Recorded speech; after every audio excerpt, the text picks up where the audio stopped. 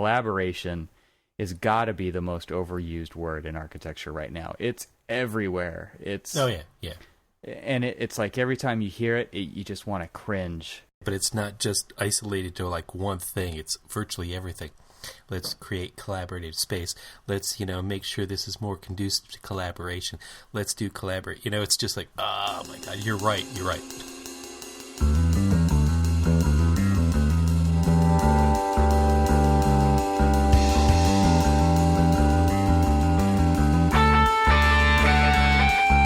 Welcome to the Archispeak podcast. I'm Evan Troxel. Each episode, Neil Pan, Cormac Phelan, and I have a casual conversation about all things architecture, and we invite you to listen in as we talk about everything in the profession, both the good and the bad. Maybe you're considering a career in architecture, you're still in school, or you've been around the blocks of Corbusier's City of Tomorrow more times than you'd like to admit. Join us in the studio as we stand around the water cooler and talk about why we love our chosen profession. It's time for some Archispeak. I died in South Africa, only outlined my body in Tiffany blue. When I died, I drove right and swam with the dolphins and Lisa Frank. And you. Welcome to episode 41 of the Archispeak podcast. I'm Neil Pan.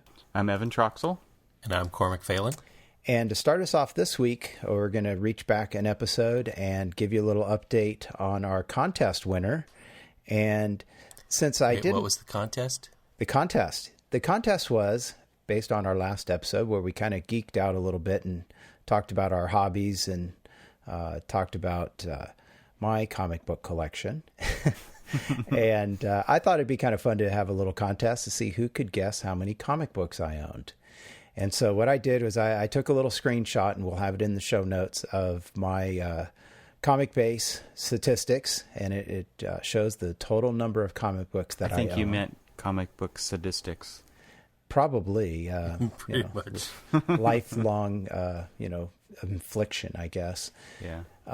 So that grand number, by the way, is 8,526 as of August 10th, 2014. So going out for our challenge, our winner... Actually, we kind of have two winners because I didn't state Because there was no fine print. There was no fine print. So we're going to go ahead and give two winners. That's what happens when you record the show only a day before it airs and you don't have a lot of time to write the show notes. Think about what you're doing. We had the over and under. Exactly. Right. So our winner without going over is Mr. Mark R. LePage of Entree Architect. And he gets a little asterisk next to his name because he actually guessed 1,500 pounds worth of comics. And so I had to go do a little bit of math and figure out what the average comic book weight is. And I'll have a link to the Wikipedia page for that. But it says that basically the average weight is between 4 and 5 ounces. And we won't satisfy Cormac here by going into how many annuals I have or collections and books that are longer than the average comic book and get into that level of detail. But basically the super size or the giant size and all that other crap. That's right. And I have some of those as well. So, but anyway, the average comic book weighs about 4 ounces. So 1,500 pounds calculates out to about 6,000 comic books. So congratulations to Mark for being the closest without going over. But I also have to give a shout out to Collier Ward, who guessed 10,000 comic books. So technically closer than Mark's answer, but he did go over. And because we had no fine print, we give them both shout outs on episode 41. So congratulations, guys. So if you ever go to Neil's house and you walk into the kitchen... Yes. Don't go into the kitchen. Don't go in the kitchen. Yes. Be careful where you stand in the kitchen. There are 2 tons of comics on the second floor. Not 2 tons, 1 ton. 1 ton, yeah. 1 ton. 2,000 pounds of comic all books. In a concentrated load. Potatoes. Not concentrated load. Yes. Over where he sets all of his guests. Yeah. No, that would be the dining room. The living room is safe. It's safe. It's just if you're doing dishes, you might be in a little trouble there. Jeez. Should have had your So, wife check your math on that one. Yeah. We trust her calculator more than yours. Yeah, exactly. So, so again, congratulations for everybody who, to the winners, and also for everyone else who posted comments and guesses as to how many comic books, and hopefully people are not completely shocked by that number. Now, 2 tons. everybody get your calculators 1 out. ton. Because the average price varies between $2.99 and $3.99 per comic. So go ahead don't do the math. Now, Cormac, That's just you depressing. can't go there because I've been collecting books for like 35 years. That's And, true. the average he price of a comic book 35 years ago was probably about He does 30 have an Action cents. Comics #1 that he bought from the newsstand. No, I do not have that. You And for wish. those that don't know, yes, exactly. Action Comics came out in like about June of 1938, and I am not that old, okay? Wasn't that 36 though? No. Because that was the first appearance of Superman. 38, 38. yes. That So wasn't bad. Yeah. it was a few years back, yes. So anyway, so Cormac, since you're going off and giving me a bad time here, you got the next topic. I'm going to let you take this one on since because you were the first one to actually do it, although you were, I think, technically the last one to post the video. Yeah, because you guys didn't tell me that you were posting it until after you'd already done it. Which I was the one who went through the whole rant talking about, we were challenged and blah, blah, blah, and all this other stuff. It got really, really wordy. Why don't you tell everybody about the challenge first? All right, so we were, as everybody has probably seen going through the interwebs, that there's the ALS Ice Bucket Challenge going around like wildfire right now. And if, for those of you who don't know what that challenge is, it isn't just a bunch of crazy people dumping ice water on top of their head. It is to both raise awareness and raise money for ALS. And we were challenged by one of our contest winners, Mark LePage. And he called us out. I think he was on his last day of vacation. Yes. Yeah. So, apparently he had nothing better to do, like maybe pack up a car or anything else. No, he wanted to dump water on his head and make us do it too. But we accepted his challenge, and not only are we donating money, but what we would like to do is anybody who donates money between the airing of this show to the airing or recording of the next show, we'll take all of that money that's donated to the show and donate it to ALS as well. Yeah, so anybody who goes to archispeakpodcast.com/donate and wants to do it there, we'll go ahead and make a donation, that totals all those up, and we'll do it all at once there on the ALS. So it's just another way for you to do it if you don't feel like going through all of the filling out of the forms and everything on their page. When you donate, you can just do it on our site if you want. Right. And if you don't want to do it through our site because, you don't trust Neil because he's going to... No, whoa, wait a minute. I don't handle that part of the podcast's business here. Neil, that goes to Evan. But anyway, I'm very trustworthy. Very trustworthy. You got your T-shirt, right? Evan's trustworthy. He did that too. Anyway, if you don't want to do it through our website, then we encourage you to go to the alsa.org, and you'll actually see a link there for donations, and you can also click on their link for the Ice Bucket Challenge and do it yourself, call out some new people, and keep this awareness going. Yeah, I think this is a cool way for them this year to, I don't know if you guys looked, but on their website as of today, they've received $22.9 million in donations compared to $1.9 million last year during the same time period. Wow. That's huge, and that really shows the kind of the power of this the viralness and people passing this along to their friends and really having fun with it. But at the same time, I mean, it really is doing an amazing amount of work to creating a world without ALS, so I think that's a big deal. And my wife and I have commented about this because, we see them going on and all this other stuff. And before we really, knew what it was, I mean, technically, here's how it goes. You either donate $100 to ALS or you do the bucket challenge. So if you do the bucket challenge, what you're doing is helping them raise awareness, but you're really not giving them any money. And so we were like, it's a little self-serving, kind of ridiculous. But the more and more you would see those numbers that Evan was just talking about, the more you realize that, no, this is real, this is legitimate, and, this really is going to a great cause. And it really is actually affecting a change. So, I was just like, oh, I just hope nobody ever, calls us out, just being a little, cynical about it. I was excited. I thought it was fun. Well, and then we got the call from Mark to do it. I was just like, you know what? And even my wife was like, you guys have to do this. And of course, my kids were more than willing, just like Neil and Evan's children were more than willing to help dump. Oh yeah, my kids head. high-fived each other in the background. So yeah, if you want to see our videos, go to our Facebook page, and you can see them on there. And you can see who we called out. And I have to say, we need to give Jess Stafford a shout out for wearing his Archispeak T-shirt when he did. Absolutely, that was very cool. So thanks, Jess.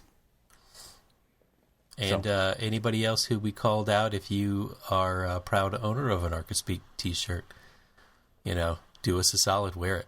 That's right. And I called out the CEO of my firm. Let's see what happens there. I mean, I think this is a good PR opportunity for them. There you go. You know what you've done, yeah. Evan, is your entire company will be going out into the parking lot, I know, dumping water on their head. We're going to dump it like off the second floor onto it. Yeah, it's going to be impactful. Let's say that. My kids were very willing, not quite capable of getting the water completely over my head. I know, you're like down on your knees too, man. I was down, and I think you should have. Don't you have like a front stoop or something like that, or anything that you? I think you need to do over. Well, you know what though, concerning the drought in California, I didn't want to be out on concrete. I was down on the grass, trying to feed the grass a little bit of extra water. I figured I didn't want it to go to waste. So, yeah, unfortunately, the kids, maybe I should have had them stand on some chairs or something. But, they really couldn't hold that bucket of ice up for very long. So it was a bit of a challenge for them. But if you watch my son in the background, he keeps like picking it up, putting it down. They were like ready. You just keep on talking. You just kept talking. Yeah. You just kept like making him wait. Jesus Christmas. Just shut up and let me pour it on you. But in all seriousness, if any of our listeners would like to have Neil do a do-over, no, make comments Let's on vote. our webpage, and if we can reach the magic number of one person. No.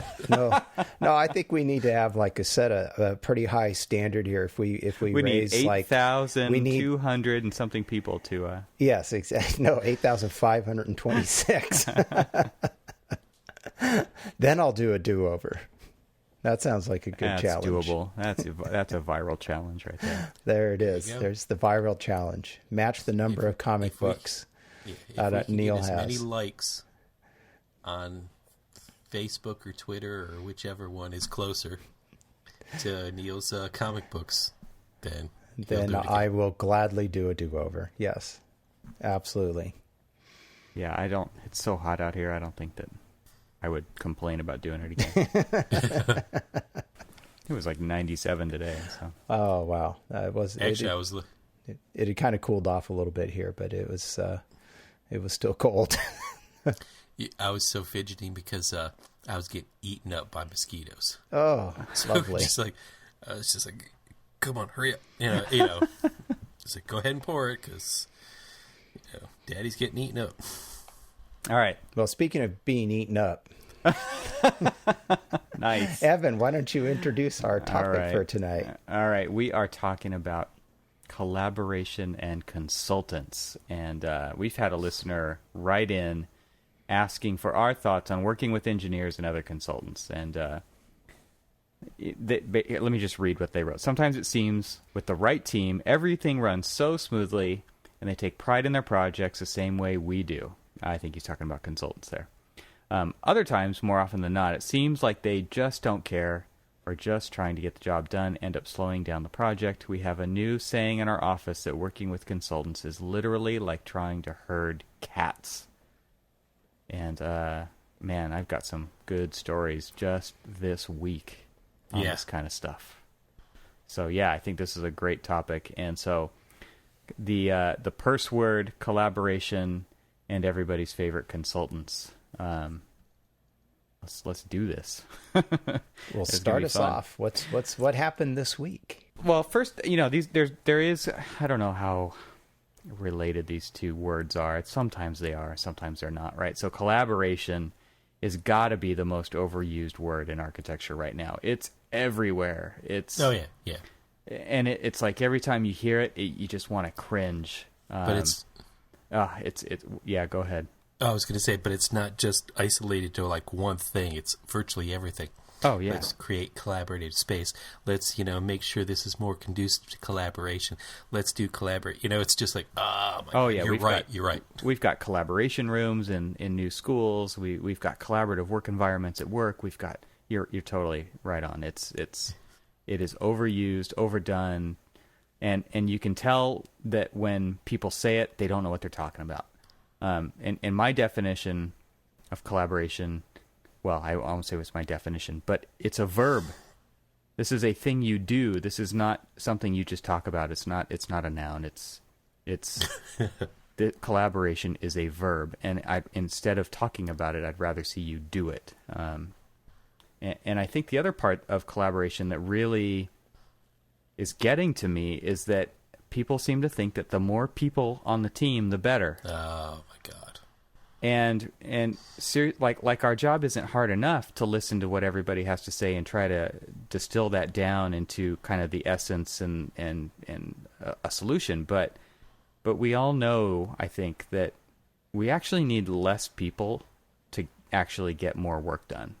If you have too many cooks in the kitchen, you've got everybody's kind of got their own agenda and fighting for that, and it makes it really difficult. And I think more often than not, you actually need one person who's kind of the dictator of the design, and they're going to actually make sure that that the vision gets followed through to the end. But I feel like yelling out, "Can I get an amen?"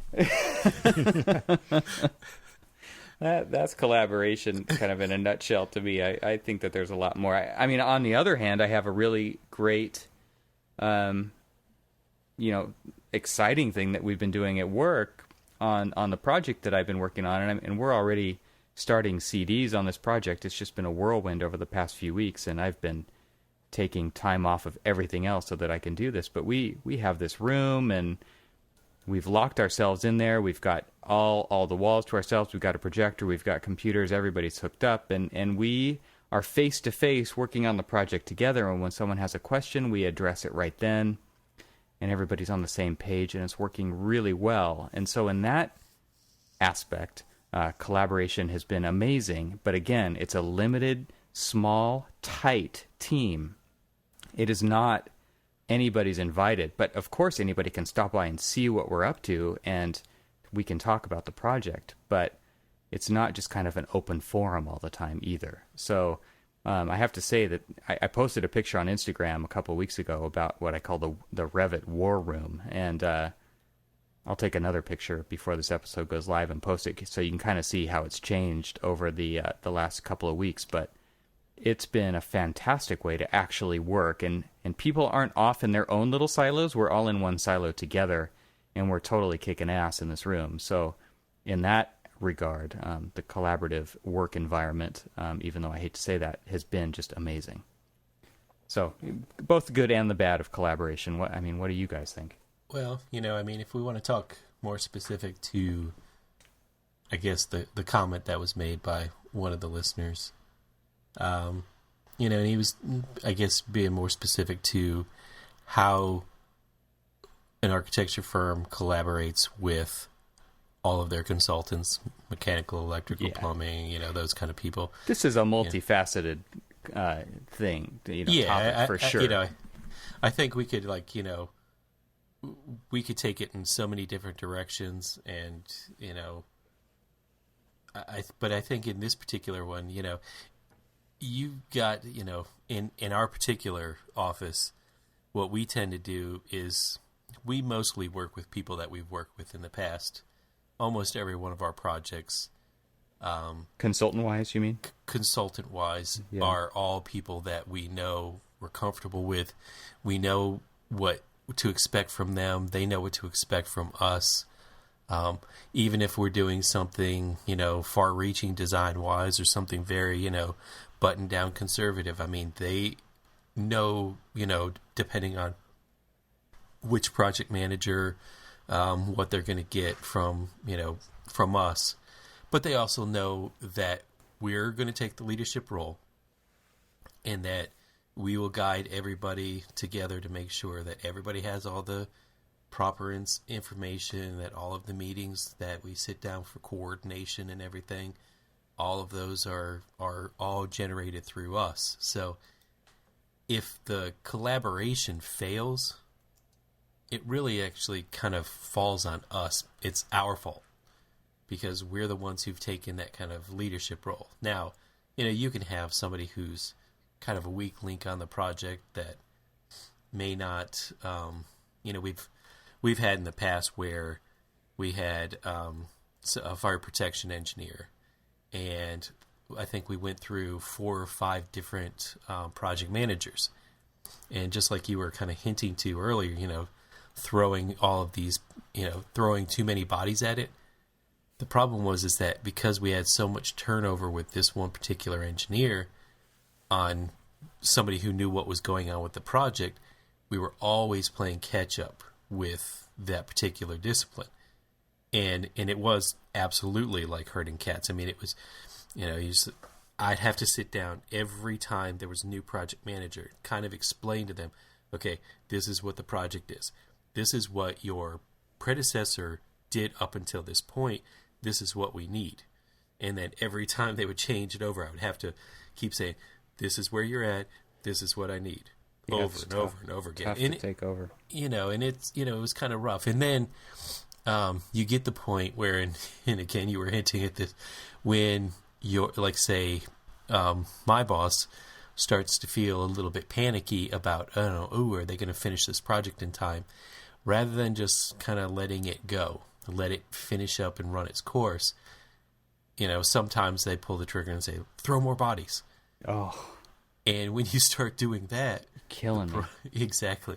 It's now, normally it's let's throw bodies at the project that are the youngest, most inexperienced. Not only that, let's throw people who have no clue what the project is about, how things have been done, what are the standards. Oh, right. It's so painful. Right. Why? Okay, so I'm curious, why does that always seem to happen?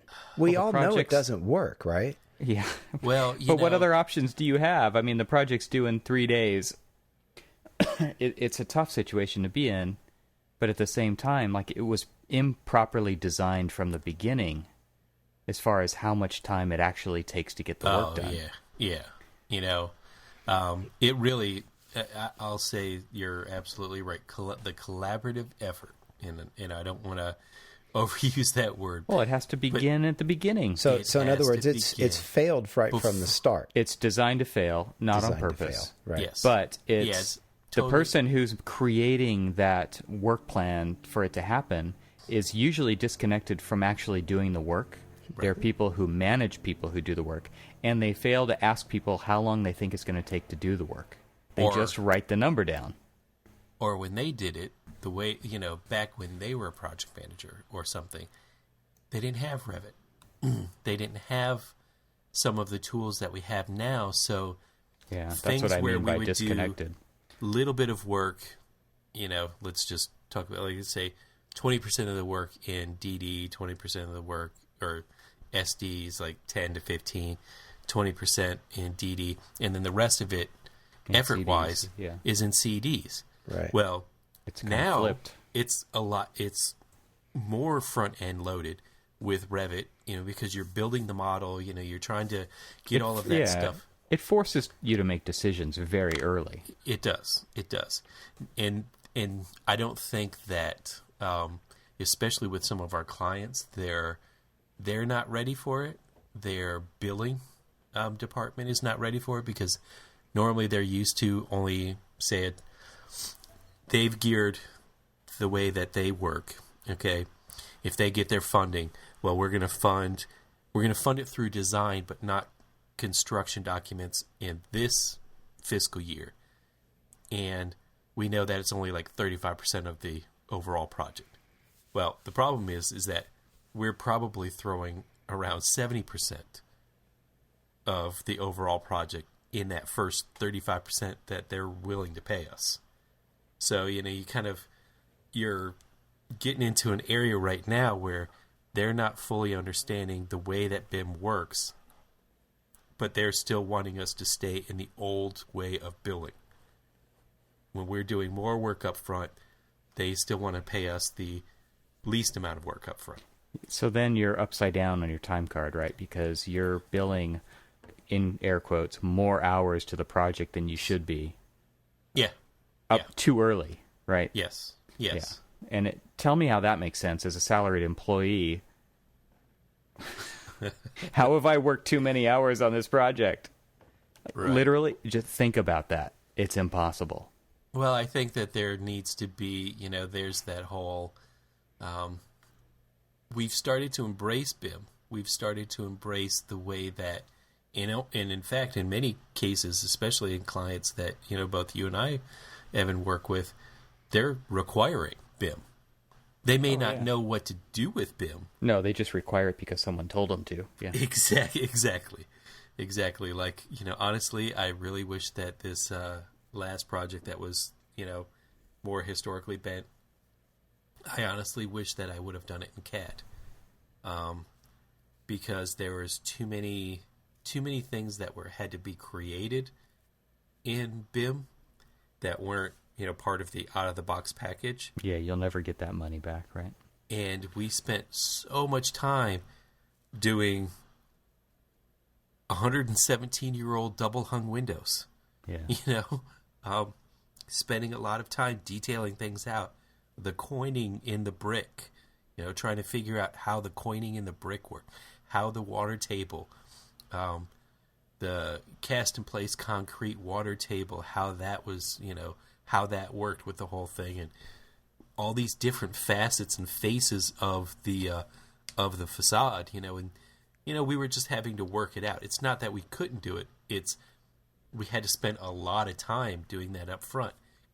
So it's an impressive model that we have, but it's a model that took a very long time to do, and honestly, to be quite honest with you, I probably could have gotten the job done a lot faster, probably with less people, if it was just a straight CAD job. Now, there's really no magic to it. Would it have turned out, the same? You know what? I probably say that BIM saved me a lot in understanding. It's like, oh, well, if I've got one building side by side to another building. And sorry, I'm going on this little tangent here, but so I connected two buildings. One building, both were 3-story buildings, but there were 7-foot elevation difference between them. So if I was the lower of the two buildings was where the boiler room was, all the piping that was coming through then had to jog up through the addition that connected the two buildings and then go jog up again into the other building. But as it came out underneath the floor of one building, it was, instead of it being in the ceiling plenum, it was actually coming midway through the wall. So it was like 7 feet off the ground rather than up in 11 feet. So then what do? You've got to kind of do all these things. Yeah, so where a model really does come in handy. That's where the model absolutely saved me. Yeah. And would I have probably seen that in CAD? Probably not. Yeah. And then I would have been completely caught off guard during during CA, and so that's where I kind of. So honestly, and who caught it? And so to bring it back to what we're talking about, who caught that problem? It was our structural engineer. Very good, exceptional structural engineer. Want to keep working with these guys because they were on it, and they sorry, they saw some of these issues, and they're like, hey, I just want to alert you.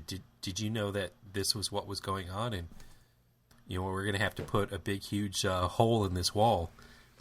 And so, through the collaboration process, through having a good team, we got a good project because, everybody's eyes were on this project, looking at it, scrutinizing over it, double checking each other's work, making sure everybody was picking up everything. That's great when everyone's working in Revit. Yeah. Before I go there. What was interesting, though, is that they didn't produce their documents, or they didn't do their details in Revit, but they did model it to make sure everything worked right. Yeah. Clash protection. It was a hybrid project. They did a lot of, most of our consultants at that time, they did,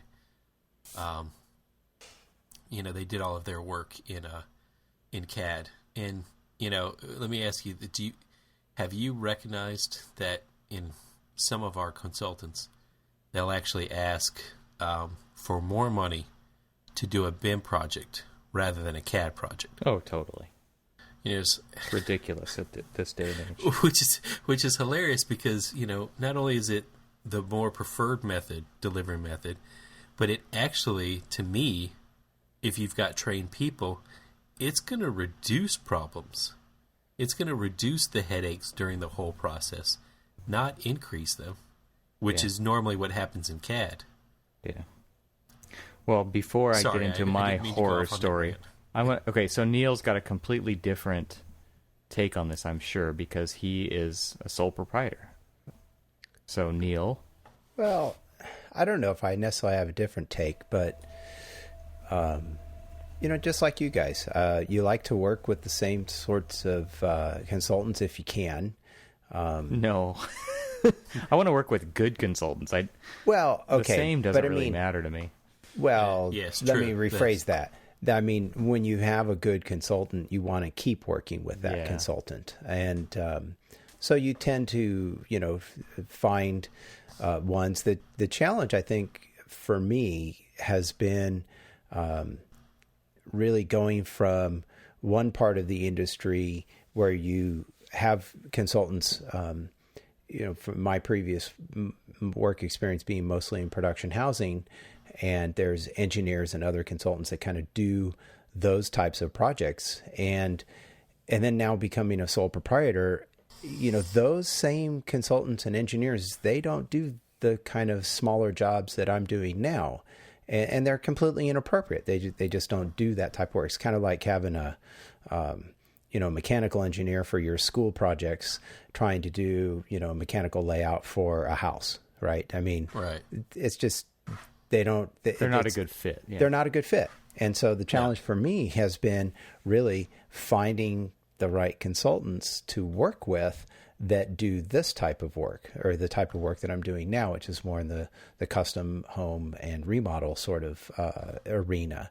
And finding those people when you don't have the background in that sort of part of the world is much more of a challenge. And so I completely agree, though, with our listener saying that, when you do have good engineers and consultants working with you, the project goes well. There is hopefully good communication happening. And like you were mentioning, Cormac, where your engineer found a problem for you and alerted you to it. The average engineer or the sub-average engineer isn't going to say anything or may not even catch it, and then suddenly everybody's surprised.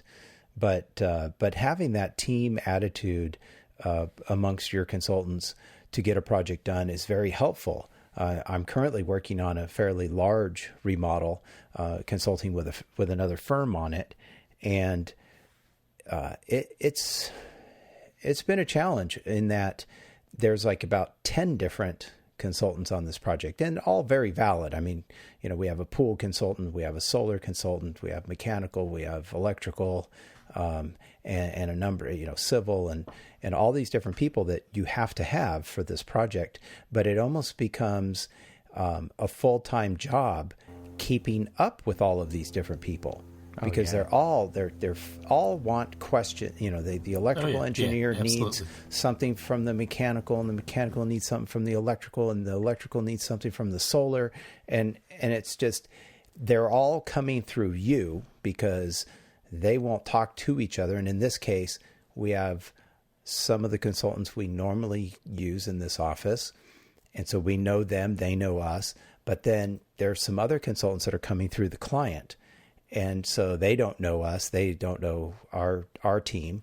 And so that it's this back and forth, and it becomes a full-time job just managing the consultants, which means, in my case, the guy I'm working with on this was on vacation last week. And so that whole week, I literally got nothing done on the production of actually doing any drawings on this project, because I spent literally my whole week doing nothing but getting something for this person, trying to coordinate, facilitating the email process is a huge nightmare. And so I think that's something that a lot of people, especially, a lot of students may be listening to this when you start, when you come out and you start working in an office, you'll find that, not the architect doesn't do the whole project. We do need these people to get different parts of our jobs done. And, the management of all of those people is part of the job as well. You don't just sit there and design the project and do your architecture and then go away. Right. So all of that needs to be collaborated with.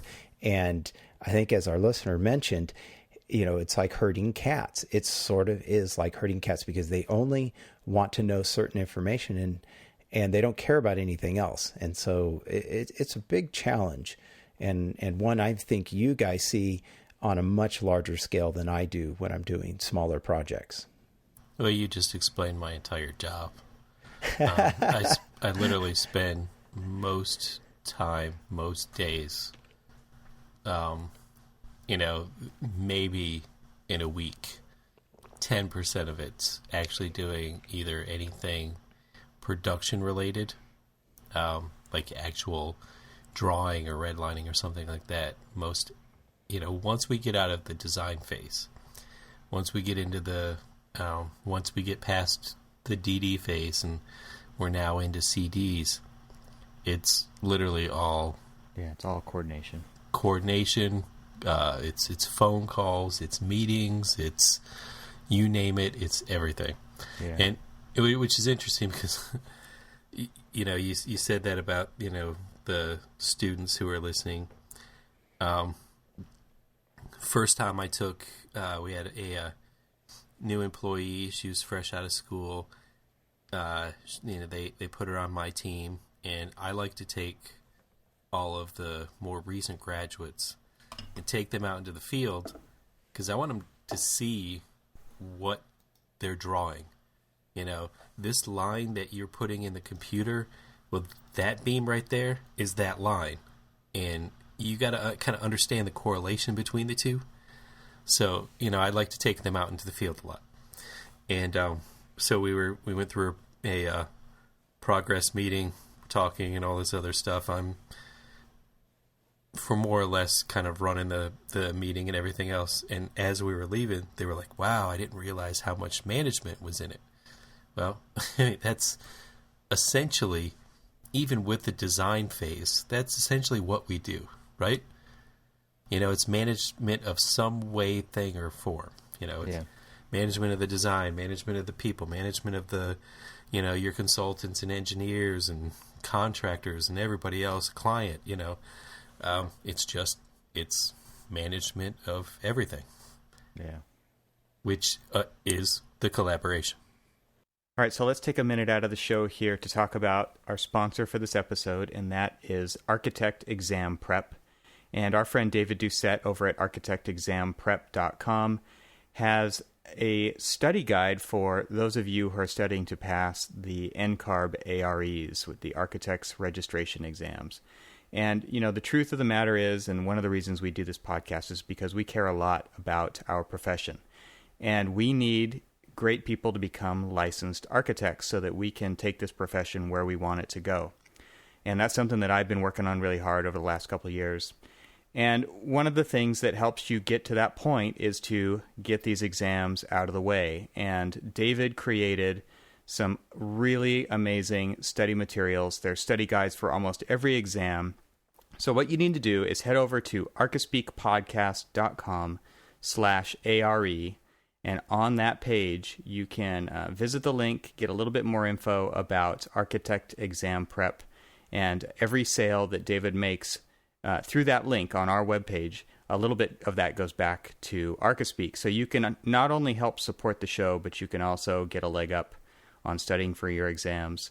And, I have lots of friends who have used his materials, and they swear by them. David's put a lot of effort into these. You will not be disappointed. So go to archispeakpodcast.com/ARE and check it out from there. And we really appreciate it. So, all right, let's get back into the show. All right, so let's talk about collaboration with our consultants. I think collaboration within the office, people want usually to be involved in that. Oh, yeah. And if they're not, they're kind of sour about it, right? But consultants, like getting back to the original question, was like, it really, most of the time, is they just don't care. It's like, I feel like we compete for these projects. We're going up against other architects, especially in the public realm. There's a lot of heavy competition, and I would say, it's probably the same thing in residential too. I'm sure everybody who's shopping for an architect is shopping 3 or 4 architects, but unless they really know you. So I feel like, we want this job. We are passionate about what we're doing. We're working really hard, and then we end up kind of handing it over to a consultant who is, part of the Good Old Boys Club, who has done a bunch of our work. This is my experience. And it is really like, oh, thanks. And then as the job progresses, it turns into, you're bothering me. And for instance, we did a job kickoff meeting on this project I'm working on, and the milestones and deadlines were announced. We talked about how often Revit releases were going to be posted. Our models go up every Friday. Their models come in every Monday. So I sent out an email last week that says, I have not seen any of your models even once. And it's been 4 weeks. I've sent out a new model every week. And that takes me a lot of time because it's actually not just one model. It's 8 different buildings and a site. And every model has to be cleaned up, things expunged from the model, purged out, put onto the site. A list of changes for each building goes up, and that's been ignored for 4 weeks in a row, is what I hear. Wow. Oh, well, we're not going to, we're waiting for your 100% DD model until we put pen to paper in Revit, because we don't want to make any changes. And I'm like, okay, so when we had this collaborative kickoff meeting and no one said a single word about that, and everybody said, yes, we will upload our models every Monday. How does this fit into the equation? It pissed me, and to me, this is the same old crap. Yeah. It's the same crap all the time that we get. And do we still hire these people? Yes, we do, because they're the cheapest. And we play the same game that we don't want our clients to play with us. Right. And it pisses me off. Or the contractors to play, and everything else, and we do the same thing. Because we're freaking spineless.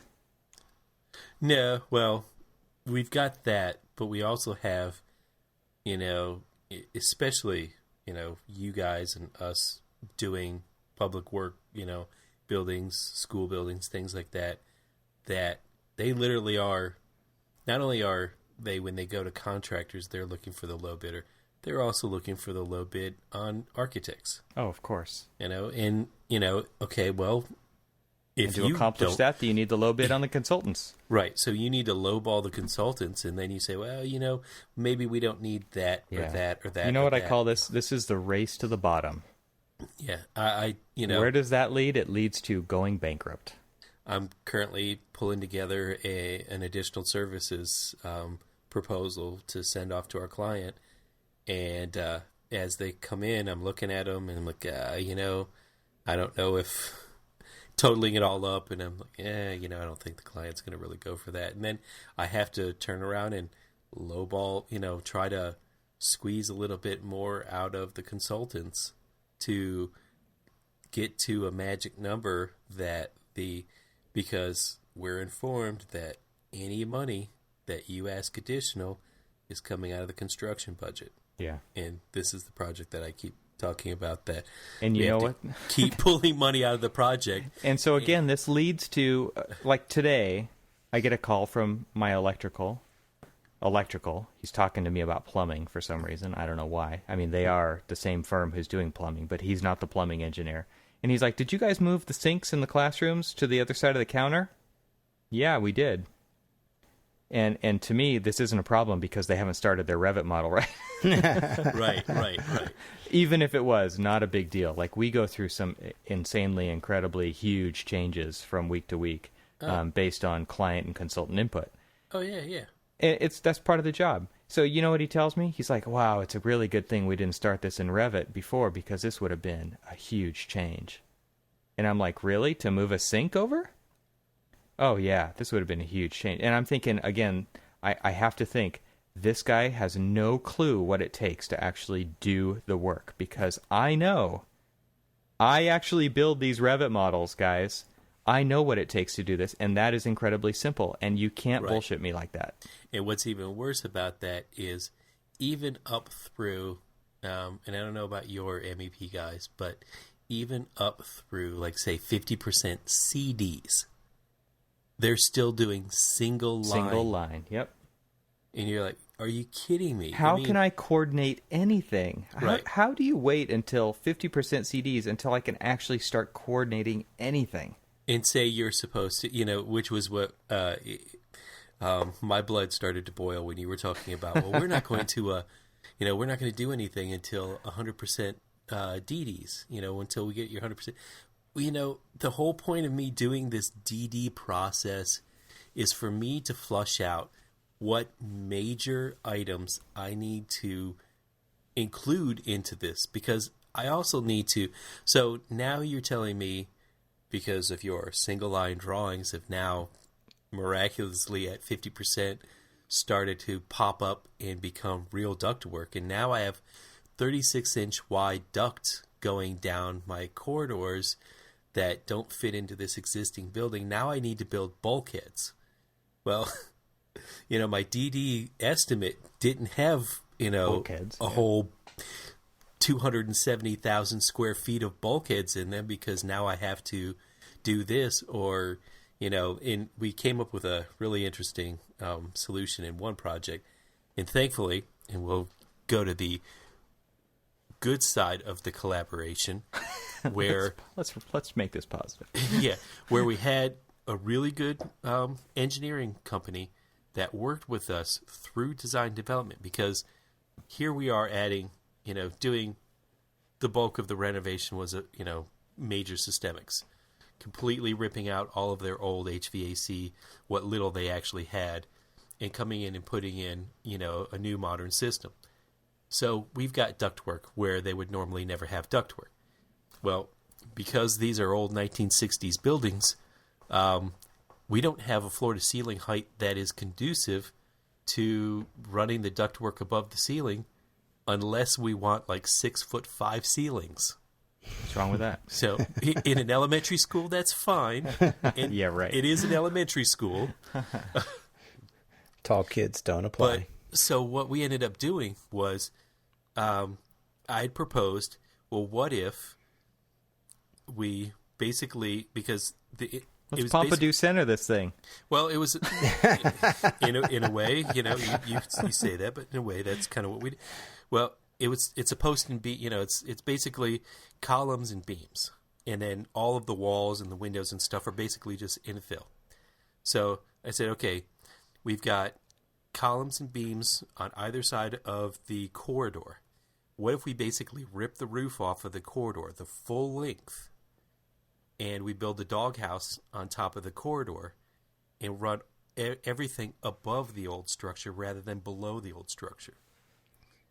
Brilliant.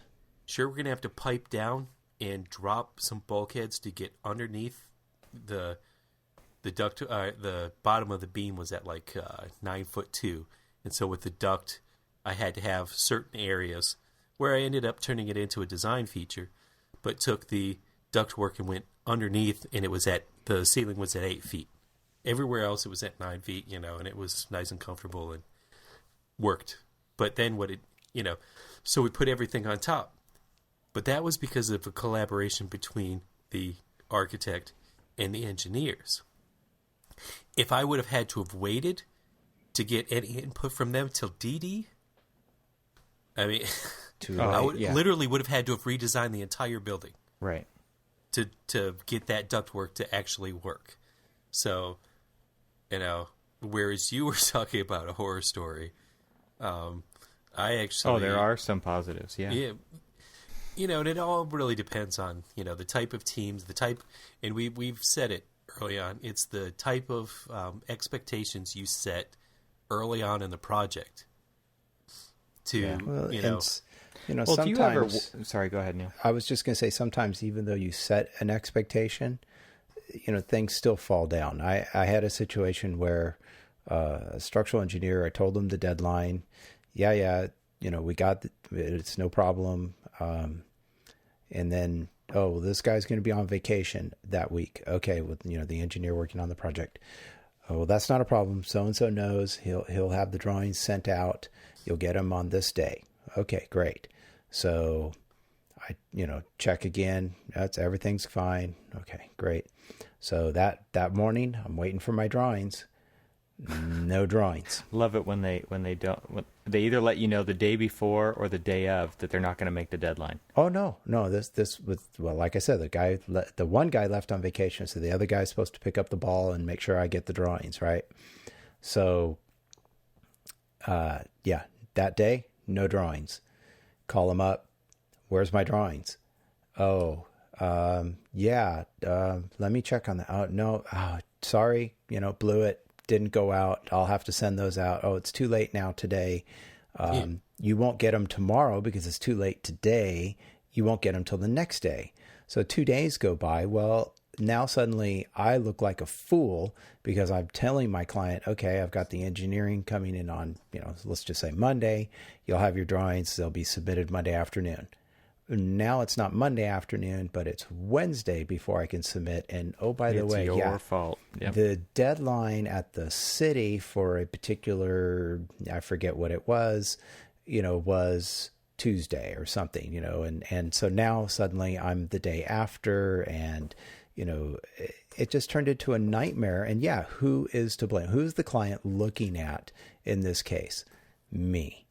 So here's the case where the the engineer in this case is completely faceless to the client. They don't even know who this person is. Right. They don't care. They don't exist to the client. They don't exist to the client. You are the one who falls flat on the face. And, so the answer at the end of the day is, you suck it up and you look like a fool and you apologize and, you move on, right? And you don't, it'd be nice to call them out, but you just have to take your lumps.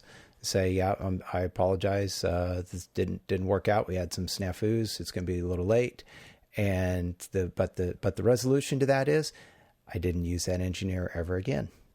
Yeah. Well, you've got that, that one's good. You also have the whole. They send you like clockwork their pay apps. Their invoices. Oh yeah, that's not a problem. I always you get to hold those, that right? over their head. But actually, here, so. As part of, and Evan was kind of talking about mapping it all out and, developing the schedule and developing all of the milestones and, your critical submissions and all of that other stuff. So if I establish with the client all of that stuff, I always back it up a minimum of a week, if not a little bit more, for you the got to pad it. consultants. Yeah. So I always pad it, only so that doesn't happen, because when that does happen, oh, I so hate that. I mean, you want to get my blood boiling, miss a deadline. Well, that's why it's important as the architect, that we talked earlier about, the management of all of this, and is that you can't let it go. You have to stay on top of it. You call 2 days before. Is everything okay? Are we looking good? We're going to have it on Tuesday at 10 o'clock, right?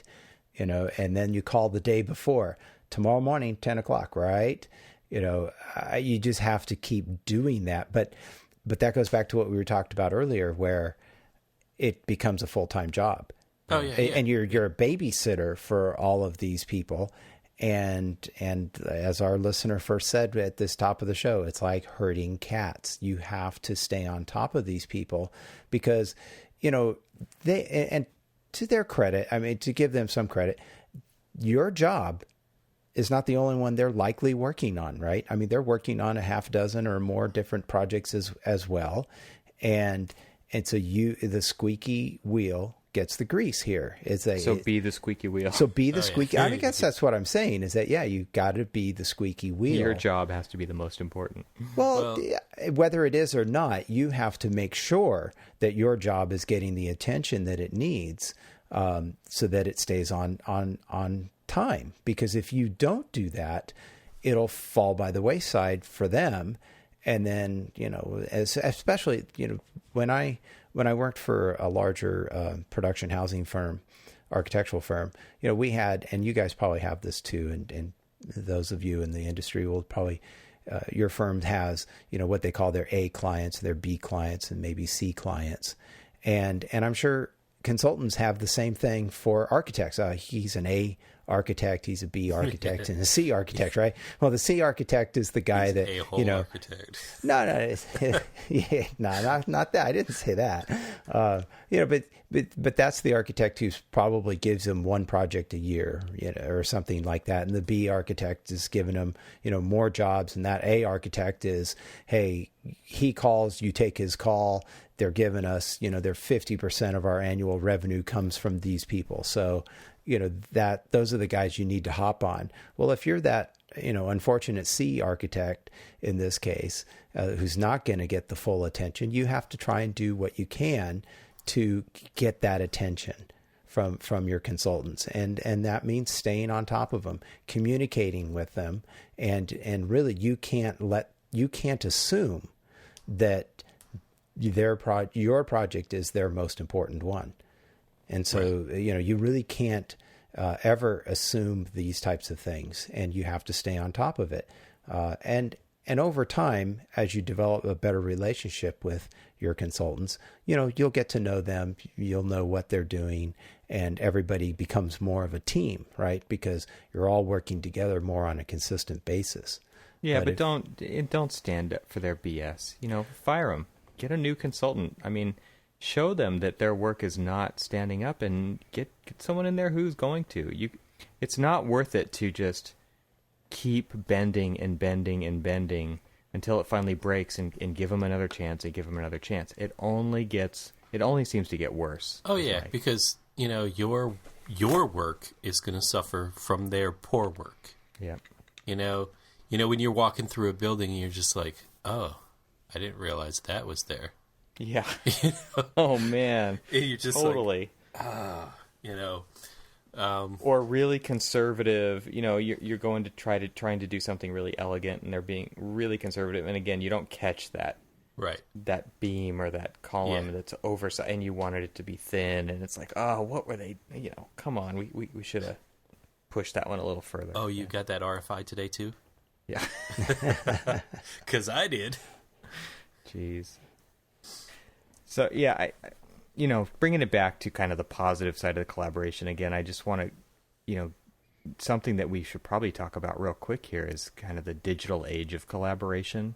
I know a lot of people out there are starting to collaborate, over GoToMeeting and over Dropbox and over Evernote. And I don't know if you guys have much experience with that, but It's becoming more and more of a trend or a back channel that is starting to negate the need for proximity.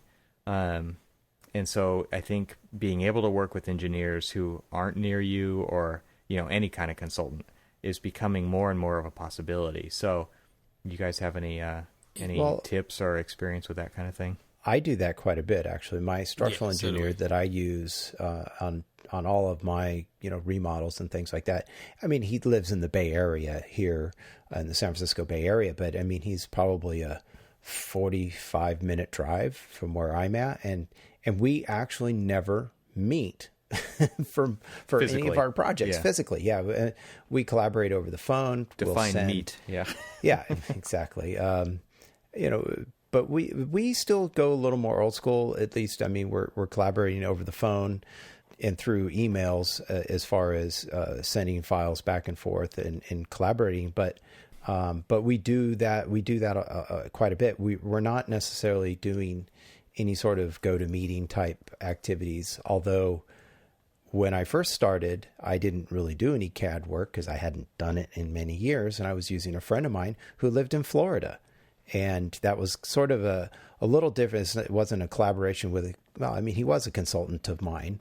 And so, I mean, in that case, we both have Macs, and we were just using the built-in tools that Apple provides in the Macintosh operating system to basically like share screens. And we were doing design where basically I was looking at his screen. I'd take over his mouse and point and click on things and say, no, I want it like this, like that. And I mean, we were literally doing a live collaboration right over the internet, looking at his screen or he's looking at mine. It was almost as if I was standing over his shoulder and pointing at his screen. And that's cool. And it was so cool. It was like, I didn't need to have an employee here doing the actual work for me. I was helping out a friend of mine who was unemployed at the time in Florida, and I had a job here I needed help with, and we could do it that way. So it was a great way to extend my office, not just beyond the consultant that would be like the engineer providing the service that, I'm not doing, but in this case, actually collaborating with another architect to help me do stuff. And I know that's been kind of popular. I know Mark's talked about it recently on one of his podcasts as well, kind of the virtual office idea. And I think we're going to see more and more of that. I haven't done it as much with other consultants that I work with because I'm finding that, at least in some residential, and especially in the custom residential stuff, I don't know, things seem to be a little bit more, or maybe it's just the one firm I'm consulting with right now is a little more old school. Yeah. It's the engineer that I'm working with right now, I mean, he's still on like AutoCAD 2004. And in fact, I'm only doing AutoCAD 2010 in the office I'm consulting with right now. And it's like literally when I was sending files to him, I'd forget, and I'd send him the 2010 file. I'd get an email back from him. Can you send that in 2004 format again? Yeah. Whoops. Sorry about that. I can't open it. Yeah, exactly.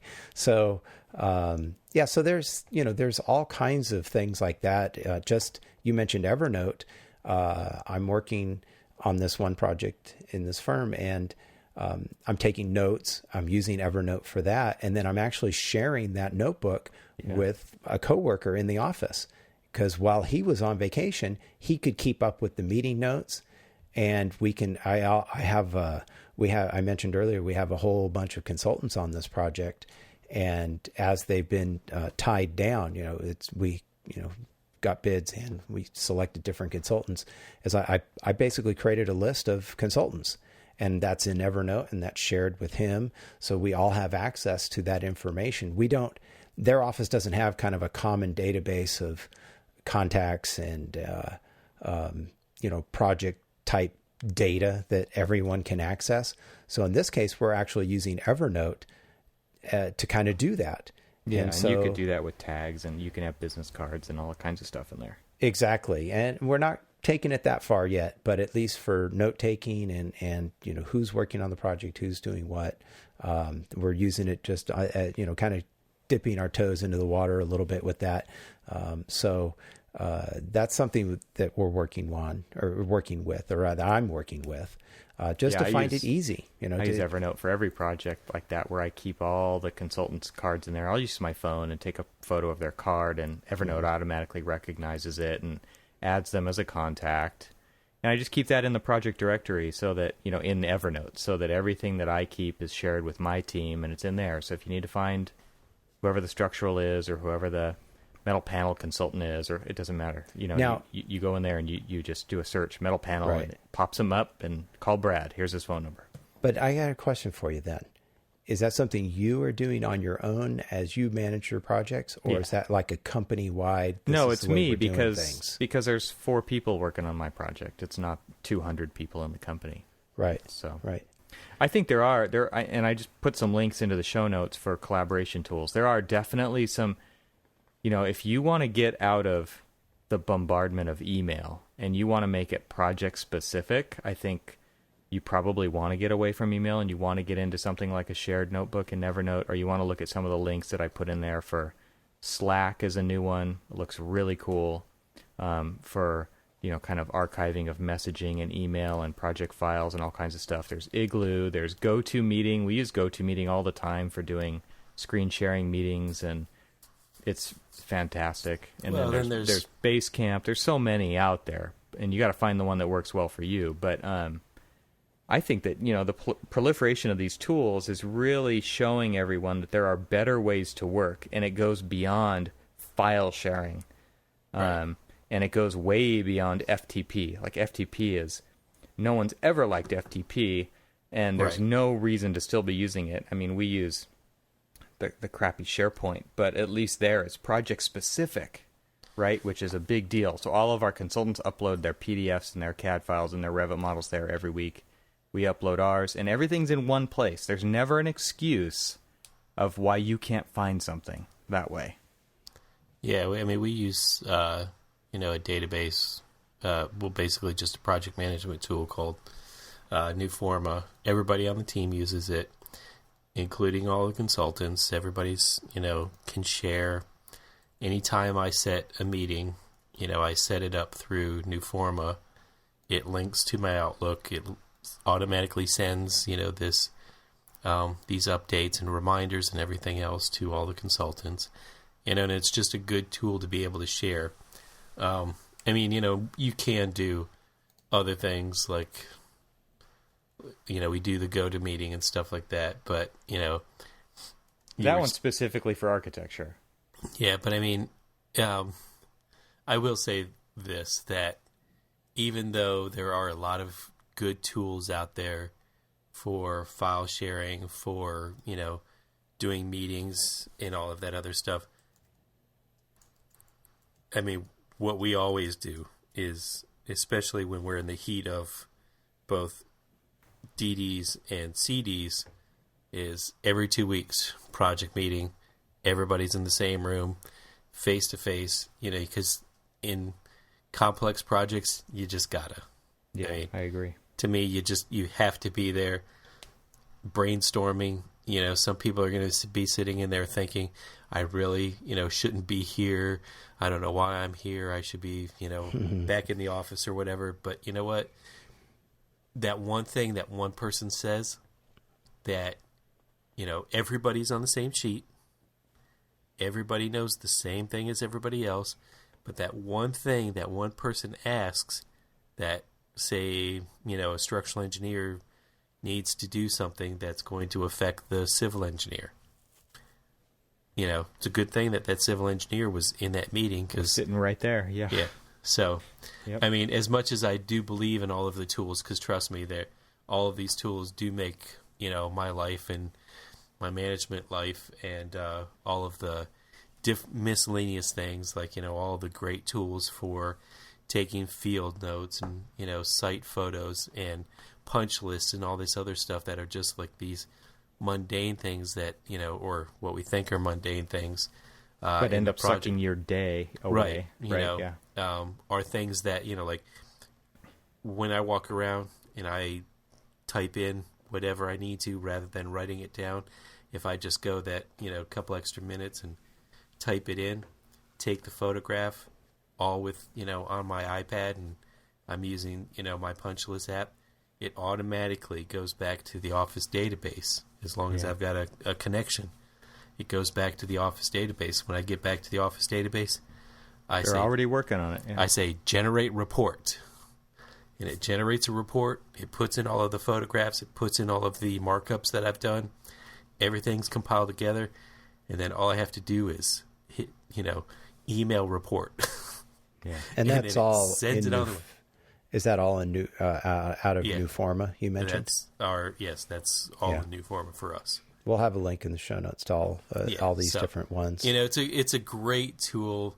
A lot of people, it's in comparison to, like, say, the Proforma or, all of these other things that the contractors use. But it's just more inherent and a little bit more, it kind of flows better for architects and engineers to use something like that. And I've gotten a lot of favorable things. It's like, hey, I sent out and I get an RFI from the contractor. I log it into New Forma. I forward it off to whoever needs to review it before it comes back to me for me to do the final review and send it off. But say you only get, by contract, you only get a week to review the RFI. I set a little reminder that says 2 days before it's due, it's going to send an email every morning. There'll be an email sitting in their thing saying,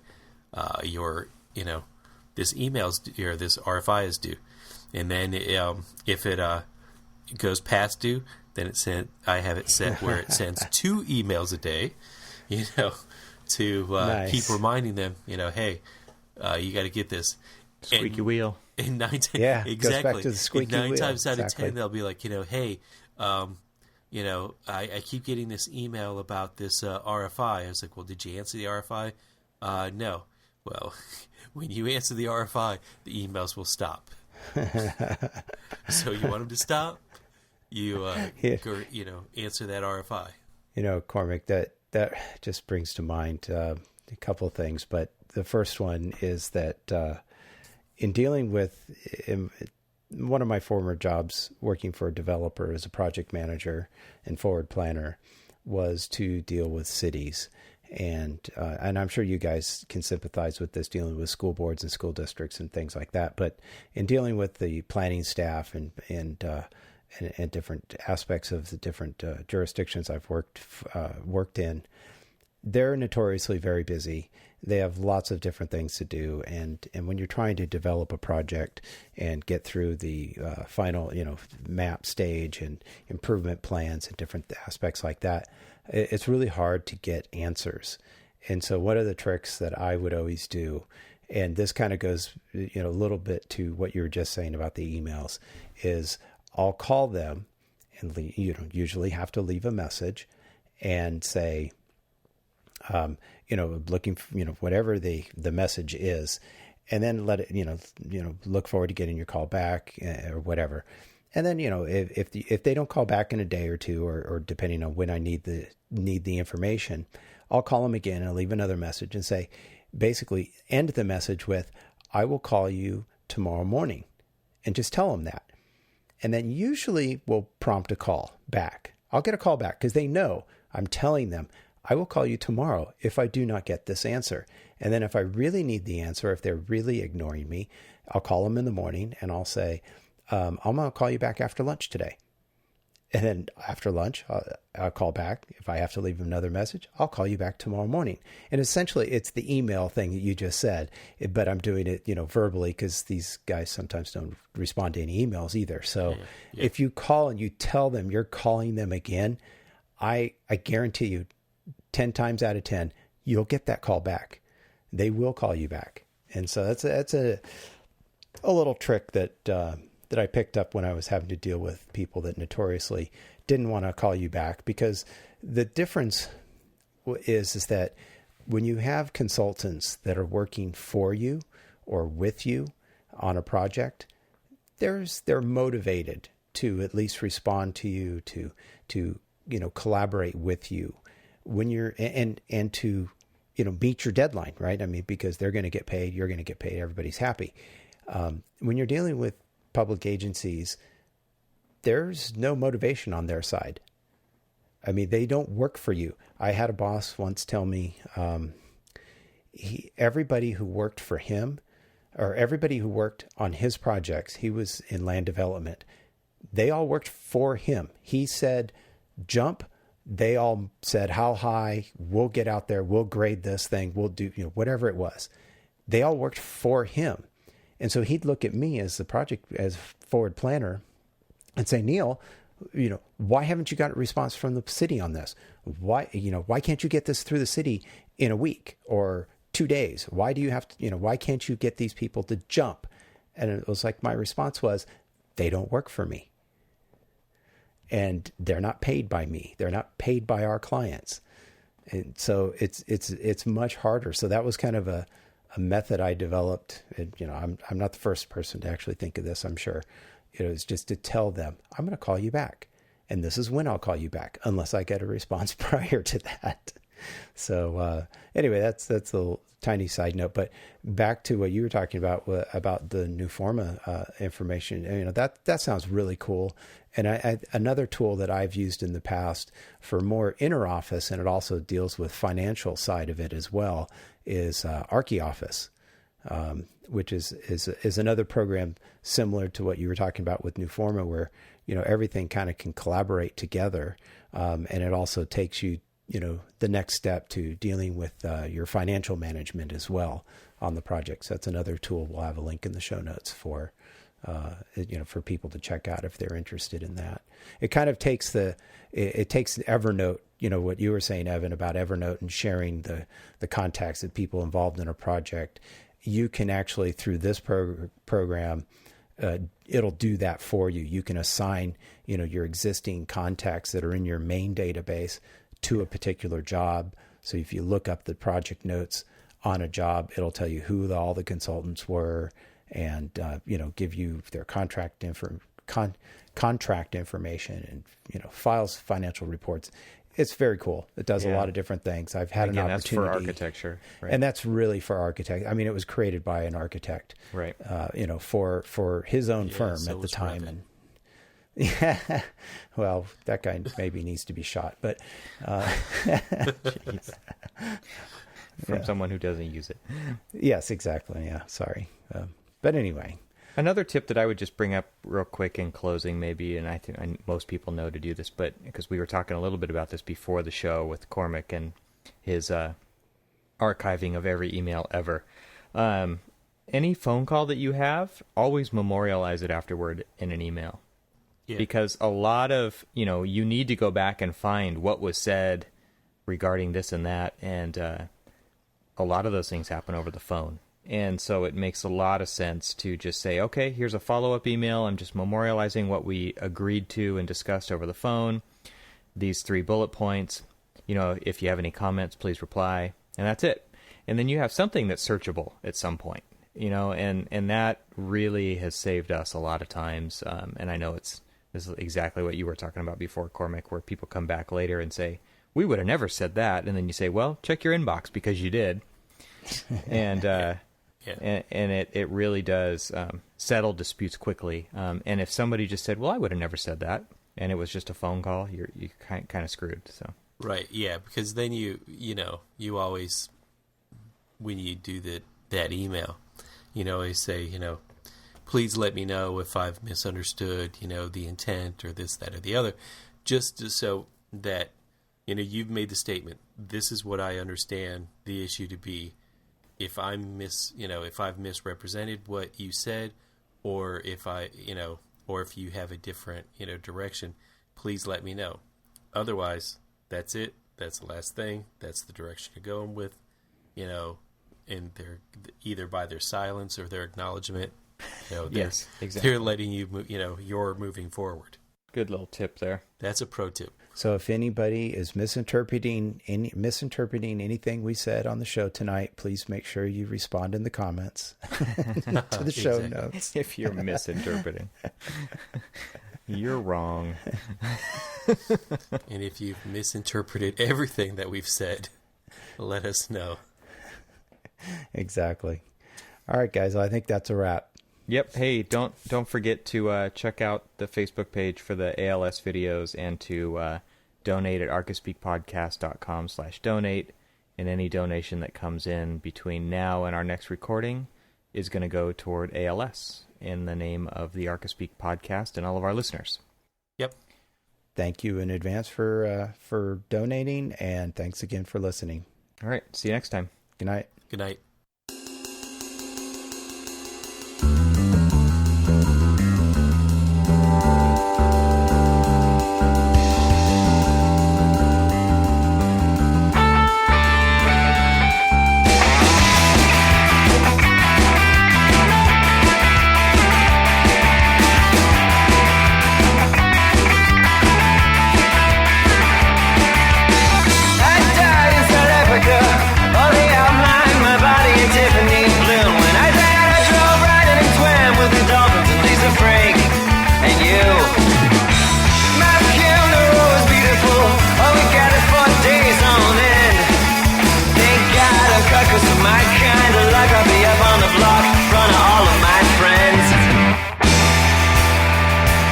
What you get. This is what you get. This is a schedule. This is a set. It's unpredictable as you forget. If you blow, you can bet. I know. This is what you get. This is a schedule. This is a set. It's unpredictable as you forget. If you blow, you can